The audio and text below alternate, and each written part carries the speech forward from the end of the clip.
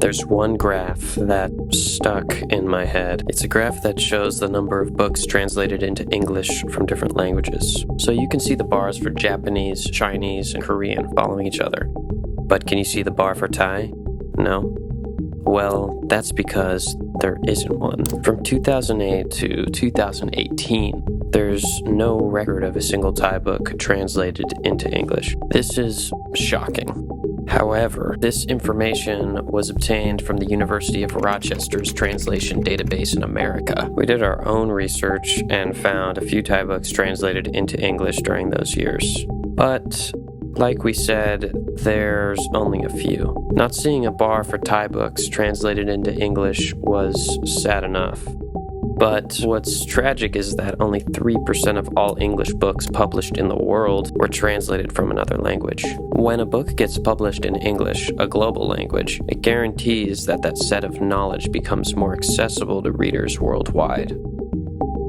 This means most ideas and perspectives from authors around the world are excluded from the global knowledge archive, while the information that's available to us is mainly produced from the English-speaking world. So does this mean that all the other brilliant ideas and perspectives are unknown to us simply because they weren't written in a so-called global language? This also means that the ideas and perspectives from Thai authors remains a fraction of all the knowledge available in the global database. But before we go further into the problems at the global level, let us return to that non-existent bar for Thai language. Today, we're talking to the people at Soy. They're a group of people working in and around everything that's got to do with writing, publishing, editing, and translating. A part of Soy that we want to directly speak to is Soy Literary. They're responsible for literary translation and for trying to get Thai literature translated into other languages. เมื่อกี้บอกว่าใน 3% นั้นน่ะเศษเสี้ยวของ 3% น่ะที่แบบเป็นทุลีเลยมันคือหนังสือไทยใช่ป่ะช่วยอธิบายความยากหน่อยว่าในสถานการณ์ในไทยตอนเนี้ยการที่คนคนหนึ่งจะทำให้หนังสือไทยมันถูกแปลเนี่ยมันยากแค่ไหนความยุ่งยากของมันอะไรเงี้ยก็เท่าที่แบบไปคุยกับคนมาผ่านการสำรวจทำรีเสิร์ชที่ผ่านมาแบบวิธีที่วรรณกรรมไทยมันจะถูกแปลมันคือพึ่งแค่เอาจริงๆแล้วก็คือพึ่งแค่ความสัมพันธ์ระหว่างนักแปลกับนักเขียนโดยส่วนใหญ่แล้วมันไม่น่าจะเป็นเรื่องเซอร์ไพรส์ที่จะบอกว่าแบบงานแปลมันเป็นงานที่หนักมากหมายความว่ามันใช้ทั้งเวลา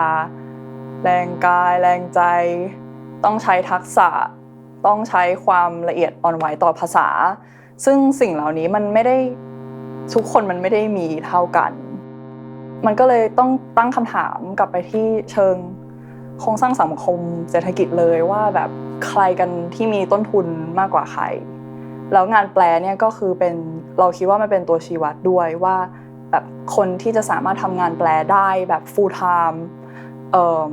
ที่สามารถผลิตคุณภาพดีๆออกมาหรือว่าที่มีความเซนซิทีฟต่อภาษาอังกฤษหรือภาษาอื่นๆอะไรก็ตามคนพวกนี้ก็คือต้องมีต้นทุนระดับหนึ่งอะค่ะ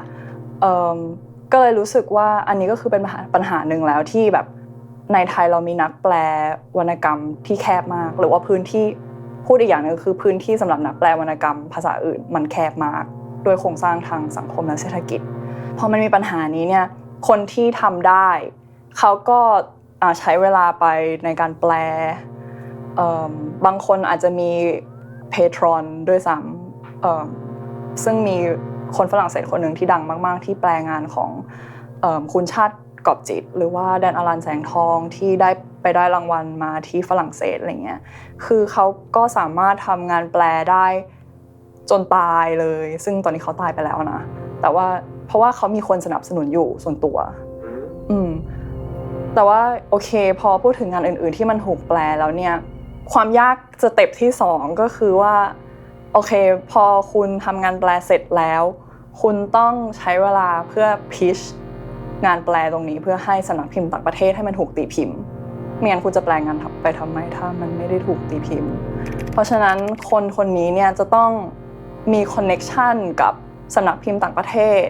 หรือว่าจะต้องรู้ว่าแบบสำนักพิมพ์ไหนที่มันเหมาะกับงานนี้ที่เขาแปลแล้วอีกปัจจัยหนึ่งซึ่งเขาอาจจะควบคุมไม่ได้เลยด้วยซ้ำก็คือความต้องการของตลาดที่มันอยู่ในแต่ละ territory ในโลกว่า เพราะว่าเรารู้สึกว่าบก.ของสำนักพิมพ์ก็ไม่ได้สามารถเลือกงานที่จะมาพิมพ์ผ่านแค่เทสตัวเองอย่างเดียวเสมอไปแต่เขาต้องมั่นใจด้วยว่างานนั้นมันจะขายได้เพราะฉะนั้นมันมีปัจจัยหลายอย่างมากพวกนี้เนี่ยที่นักแปลพอสมมติว่าเขาใช้เวลา3-4 ปีในการแปลนิยายเล่มนึงเขาก็ต้องมาเจอตรงนี้อีกมันเลยเป็นเหมือนแบบว่าอุปสรรคแบบซ้ำซ้อนอะพอมองไปอีกแง่นึงจากคนที่อยู่ข้างนอกมองมาข้างในประเทศไทยเนื่องจากว่าแบบ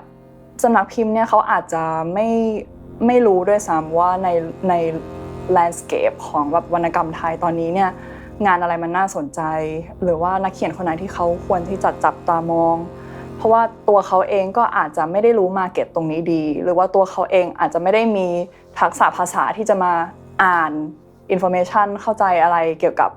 โลกวรรณกรรมไทยมันก็เลยบล็อกทั้งสองทาง So now we see that it's almost impossible for Thai books to get translated with this existing model.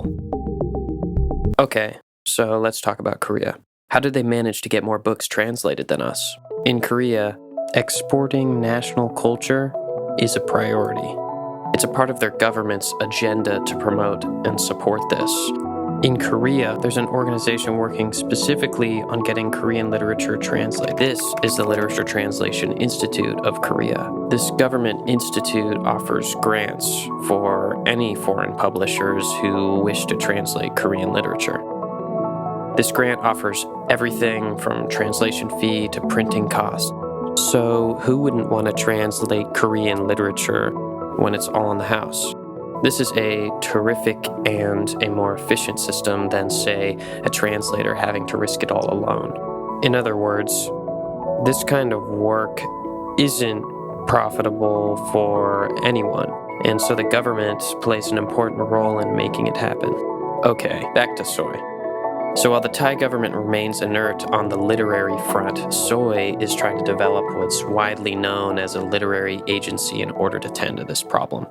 A literary agency is a model that exists in many different countries. They act as a link between authors, translators, foreign publishers, and government sectors. So a literary agent is someone who knows the literary landscapes both locally and internationally and the many different players in it well. They initiate possible collaboration between authors and publishers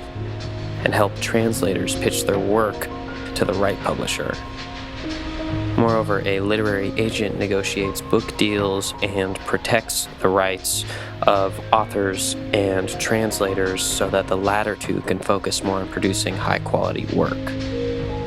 This is completely different than, say, a translator having to do this all by themselves. เราหวังว่ามันจะช่วยได้จะช่วยทำให้การโดดเดี่ยวในการทำงานหมายถึงว่าทั้งหมดของนักเขียนเนี่ยคือนึกออกมาคือใช้เวลาในการเขียนแล้วก็ยังต้องมาใช้เวลาในการขายงานตัวเองรวมถึงแบบผลักดันไปสู่การหา publisher ซึ่งหลายๆครั้งมันก็เกินกว่าที่นักเขียนจะรู้ว่ามันอยู่ตรงไหนหรือว่ามันจะไปยังไงหรือนักเขียนเองก็มีเหตุผลต่างๆมากมายในชีวิตที่มันทำให้เขาทำตรงนั้นไม่ได้แล้วคือเราก็รู้สึกว่าเราอยากที่จะรับไม้ต่อตรงนั้นเพื่อที่จะดูว่ามันจะไปในทางไหนได้บ้าง However, a literary agency doesn't have the funding for works to get translated and published. Like I said, a literary agency is only the middle person who seeks for sources of funding for authors and translators. เราเป็นแค่ตัววิ่งเราเป็นเหมือน runner ระหว่างผู้เล่นต่างๆนักเขียนนักแปลสำนักพิมพ์หน่วยงานรัฐ But let's be real here, most publishers aren't loaded. So a literary agency works best when the ecology includes the government's funding bodies. But the problem is that very little effort has been made to promote these grants, and the amount offered barely makes any real difference towards the translator's working conditions. ไม่รู้ว่ามันฟังดูพาดพิงไปเปล่าวะแต่ว่าแบบ เหมือนเราก็เคยเรารู้ว่ามันมีทุนนี้อยู่แต่ว่าส่วนแบ่งที่เขาให้นักแปลอะมันแทบจะอยู่กินอะไรไม่ได้เลยโดยซ้ำ